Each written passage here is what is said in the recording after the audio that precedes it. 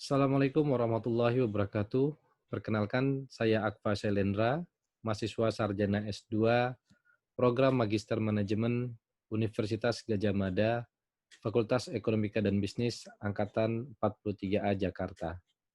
Akan mempresentasikan judul tesis Analisis Keunggulan Bersaing Berkelanjutan PT Bank Muamalat Indonesia Tbk dengan pendekatan Resource Based View dengan dosen pembimbing Bapak Amin Wibowo, MBA, PhD.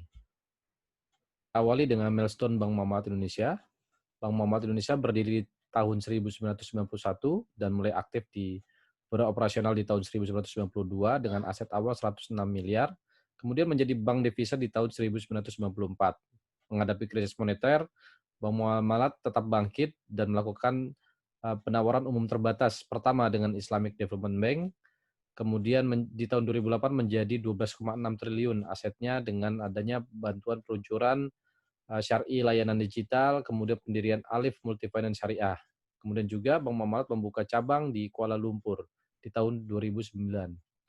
Aset meningkat kembali menjadi 44,8 triliun di tahun 2012 dengan rebranding atau perubahan logo yang dilakukan oleh Bank Muamalat. Dengan transformasi Bank Muamalat terjadi di tahun 2014 serta peresmian kantor pusat Bank Muamalat Tower di tahun 2015. Di tahun 2019, sebelumnya telah dilakukan peluncuran mobile banking, launch umroh bandara, kampanye Ayo Hijrah, dan peluncuran muamalat digital Islamic Network. Bank Muamalat dengan visi menjadi bank syariah terbaik dan termasuk dalam 10 bank terbesar di Indonesia dengan eksistensi penguasaan yang diakui tingkat regional. Ya, Bank Muamalat juga memperoleh beberapa penghargaan atau awards dari Best Islamic Bank, Digital Brand of the Year, hingga Customer Loyalty Award, bahkan Mobile Application Best Choice, serta Satisfaction Loyalty Engagement telah diterima oleh Bank Muamalat. Demikian sekilas tentang profil Bank Muamalat Indonesia.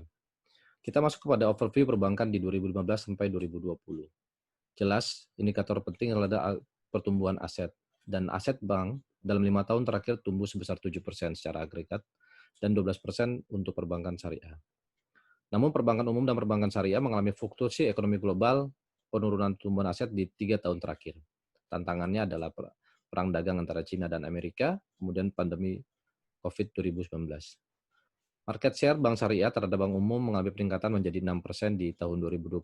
Nah, ini sebuah potensi atau peluang yang dapat diraih oleh bank syariah untuk meningkatkan aset growth-nya. Indikator penting lainnya adalah kredit bermasalah atau NPL. Ini sebagai bagian daripada reputasi bank dalam mengelola risikonya. Untuk bank umum konvensional itu berkisar 2-3% dalam 5 tahun terakhir. Bank syariah menjaga performanya di kisar 3%. Dan ini terus menurun dari tahun 2015 hingga 2020. Ya, hal yang menarik adalah pertumbuhan growth Bank Umum Syariah dan Bank Muamalat Indonesia. Bank Muamalat Indonesia mengalami fluktuasi tren yang menurun dari 2014 sampai Juni 2020. Ini bisa disadari juga bahwa bertumbuhnya Bank Syariah dengan penambahan aset dari unit usaha syariah menjadi Bank Umum Syariah. Nah, kategori ini juga menyebabkan market share Bank Muamalat Indonesia terkoreksi dari 30% di tahun 2014 menjadi 14% di Juni 2020. Kemudian fluktuasi NPF BMI dalam 5 tahun beberapa kali berada di market, di atas market. Artinya ini pengelolaan risiko, performa dari Bank Muamalat Indonesia diperhatikan. Tentunya perlu strategi bagaimana perusahaan dapat mengalihkan atau membuat sumber dayanya menjadi sustain untuk ke depannya.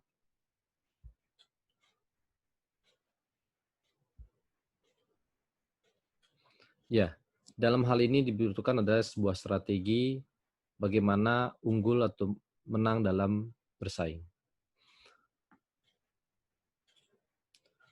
Ya, dalam competitive advantage model, kita ketahui bahwa perusahaan itu dapat mencapai keunggulan bersaing dalam dua hal. Yang pertama bisa melalui perubahan eksternal dengan pendekatan perubahan PES faktor, political, economical, environmental, sosial, dan teknologi. Kemudian juga firm's ability to respond fast to change, artinya perusahaan mampu mengadaptasi perubahan dengan baik. Di sisi lain, dari sisi internal, perusahaan dapat mengembangkan potensi atau sumber daya yang dimiliki oleh perusahaan itu sendiri. Itu dengan cara free resources, kemudian unique competencies dan capabilities yang inovatif. Tentunya dua basic tipe ini akan menyebabkan keunggulan bersaing ini dapat dilihat dari cost advantage atau biaya murah yang dihasilkan, ataupun diferensiasi atau keunggulan diferensiasi yang diperoleh dari strategi yang diambil. Dalam market base atau biasanya umum porter, itu fokus pada proteksi pasar, lingkungan eksternal, dan identifikasi industri. Sedangkan pada resource based view, ini pendekatan yang kita pergunakan adalah fokus sumber daya, lingkungan internal, dan identifikasi cost resources dan capabilities. Ya, mengacu pada landasan teori resource based view, perlu diketahui identifikasi tangible ataupun intangible atau bahkan kapabilitas yang dimiliki oleh perusahaan tersebut. Dari situ kita akan melihat sumber daya mana yang memiliki atribut yang sesuai pada Free framework-nya. Kita bisa lihat seperti ini, dan dari situ kita akan mengetahui implikasi dari persaingan yang sesuai dengan kerangka kerja Free, yaitu value, rare, immutable, and organized. Artinya sumber daya tersebut apakah terpenuhi 4 kategori ini sehingga menjadi keunggulan yang berkelanjutan, atau dia baru unggul sementara saja karena artinya pesaing dapat menggunakan resource tambahannya dia untuk bisa menyesuaikan, atau ini hanya at par atau sesuai atau seimbang at industri kita, atau bahkan kita tidak kalah bersaing dengan sumber daya yang kita miliki. Ya, dalam kerangka penelitian, di identifikasi awal sumber daya dan kapabilitas itu untuk kita bisa melihat apa yang terbentuk dari strategi fungsionalnya. Hal ini dibantu juga dengan aktivitas rantai nilai untuk kita bisa menganalisa aktivitas pendukung atau aktivitas utama yang terjalin dalam pembentukan strategi fungsional tersebut. Dari sini juga kita akan melihat hasil dari keunggulan tersebut di internal, apakah dia menghasilkan kualitas yang terbaik untuk konsumen, atau menghasilkan inovasi, atau bisa juga sebuah tanggap respon terhadap konsumen itu sendiri. Hasilnya akan membawa diferensiasi ataupun biaya murah terhadap perusahaan yang akhirnya membentuk nilai dan menghasilkan profitabilitas yang superior. Ya, dalam penelitian ini akan dilakukan metode kualitatif, studi kasus, deskriptif dengan pengumpulan data melalui wawancara dan dokumentasi atau secondary data, yaitu laporan keuangan, statistik perbankan, literatur prosedur, hingga roadmap perbankan syariah. Dalam interview, depth interview itu akan adanya tabel identifikasi resources, kemudian Frio framework, kerangka kerja Frio, serta dilengkapi dengan analisis rantai nilai. Ya, memasuki hasil penelitian dan pembahasan, identifikasi resource dan capabilities ditawarkan kepada subject matter expert. Terdapat 23 sumber daya, yaitu sumber daya tangible, intangible, dan capabilities. Dari 23 ini terdapat menjadi 7 yang memiliki keunggulan daya saing menurut subject matter expert. Yang pertama yaitu fitur e-banking. Fitur ini adalah layanan digital yang memberikan aksesibilitas pengguna melalui inovasi digital. Dilengkapi dengan layanan finansial dan non-finansial, yaitu fitur-fitur Islami, unggul dalam inovasi dengan aktivitas rantai nilai membentuk diferensiasi. Nah, ini menurut narasumber award, salah satu bagian yang diklaim, kemudian dengan adanya aplikasi ini membantu kondisi digital banking Bank Muamalat untuk bergerak ke depan menjadi lebih mudah.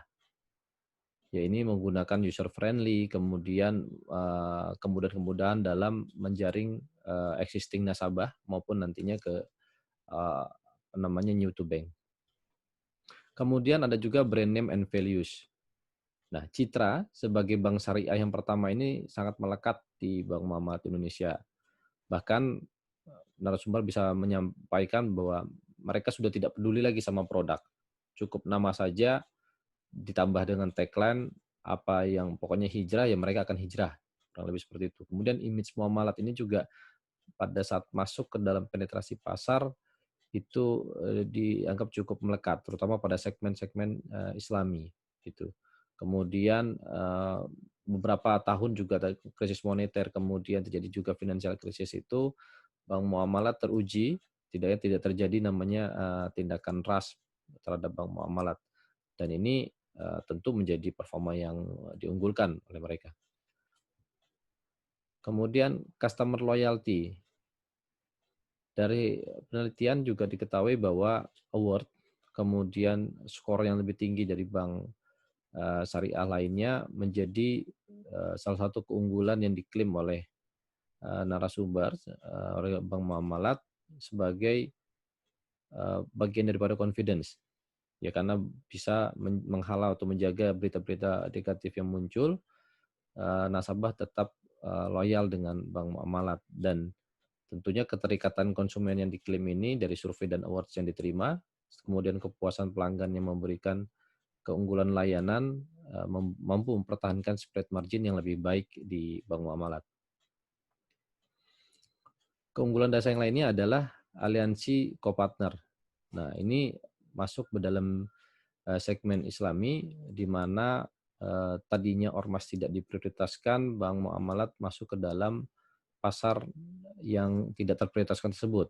Dan ini menjadi suatu pertumbuhan yang baik dengan meningkatnya aset pengelolaan yang tadinya 460 hingga 1T, dan didukung dengan kerjasama yang baik dalam pembentukan portfolio risiko dan desain produknya. Dengan kemitraan ini di Islamic segmen itu mampu memberikan keunggulan dalam efisiensi dengan penerapan yang holistik terhadap permintaan para pelanggan, dan terbentuk pasar blue ocean karena belum banyak pesaing yang bermain di pasar tersebut, sehingga membentuk cost of fund yang lebih rendah. Nah, terhadap employee loyalty ini ada survei juga dengan hasil moderate engagement survey, itu melihat keterikatan antara karyawan terhadap perusahaan. Nah, ini diklaim oleh Bank Muamalat sebagai suatu unggulan karena dapat mencapai sebuah efisiensi dan mendorong produktivitas karyawan yang membentuk diferensiasi. Tentu ini diarahkan kepada produktivitas. Jadi menurut mereka bahwa Bank Muamalat memiliki tingkatan karyawan moderat itu bagian dari prasyarat untuk meraih produktivitas. Jadi sebuah keunggulan yang diawali dengan rasa ikhlas, kemudian adanya reality engagement yang untuk mencari bekerja itu tidak hanya untuk mencari gaji, tapi juga untuk mencari keberkahan hidup. Nah, specialized know-how ini juga cukup menarik di Bank Muamalat Indonesia. Diketahui bahwa berkembang melalui tantangan, learning by doing. Kemudian hasilnya karena ini bank pertama syariah, jadi para pembuat kebijakan terus belajar dengan mandiri sehingga membentuk adaptability yang bagus, adaptability yang baik. Dan ini diwujudkan pada saat terjun di Islamic segment menurut mereka yang membentuk diferensiasi gitu loh. Dengan adanya pengalaman tersebut lebih mudah untuk melakukan pendekatan consumer centric. Jadi solusi terhadap konsumen itu dilakukan secara end to end atau holistik. Sehingga proses inovasi dan tanggap konsumen ini memberikan hasil diferensiasi kepada konsumen. Organizational structure ini suatu bentuk yang dikarenakan Bank Muamalat sendiri saat ini sedang membentuk posisi sentralisasi, artinya terpusat, struktur organisasi yang terpusat, ternyata membantu pembentukan segmen khusus. Dalam hal ini Islamic segment, dan didorong oleh infrastruktur yang supporting sehingga baik produk maupun risk hingga operasional itu dapat merespon secara lebih baik dan menyesuaikan dan lebih cepat tanggap konsumen yang akan membentukkan diferensiasi tersebut gitu loh. Bahkan konsentrasi ini akan terus ditingkatkan hingga 70% di segmen Islami. Ya, bagaimana dengan keunggulan bersaing berkelanjutannya? Seperti tadi sudah diungkapkan, dan kita bisa lihat bagaimana value kelangkaan sumber daya tersebut ataupun apakah sumber daya tersebut sulit ditiru dan dikelola perusahaan itu sendiri. Dari hasil penelitian diketahui hanya nomor satu atau brand name and value merupakan implikasi persaingan yang memiliki keunggulan berkelanjutan. Hal ini didasarkan pada brand name atau value Bank Muamalat ini top of mind. Jadi di awal langsung diingat oleh masyarakat bahwa sudah ada segmennya, seperti itu ya.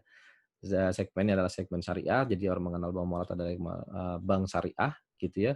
Kemudian sudah teruji dengan adanya image brand value-nya Bank Muamalat ini, melewati masa resesi, Krismon, kemudian juga pasar modal gitu ya di tahun 2008.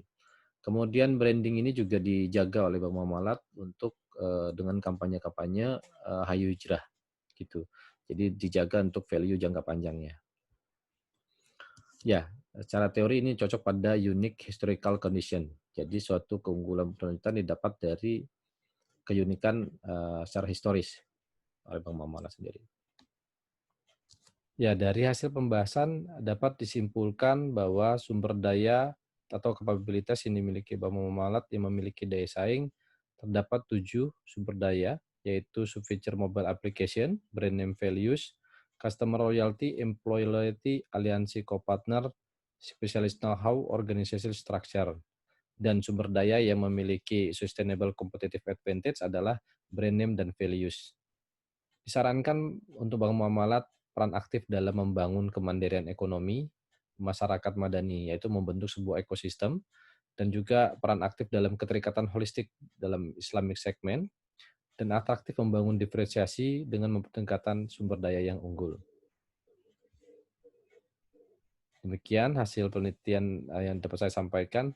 Terima kasih. Assalamualaikum warahmatullahi wabarakatuh.